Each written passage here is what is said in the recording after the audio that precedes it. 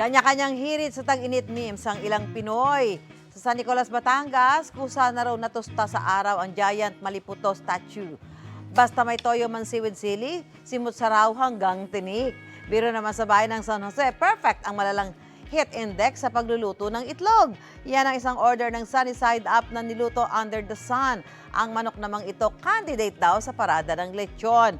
Tanong ng ilan, baka pwede tayo magpatayo ng giant electric fan para init ay maibsan. Sa ngayon, mahirap talagang sabihin na cool ka lang, pero okay lang naman kung tatawa tayo paminsan-minsan.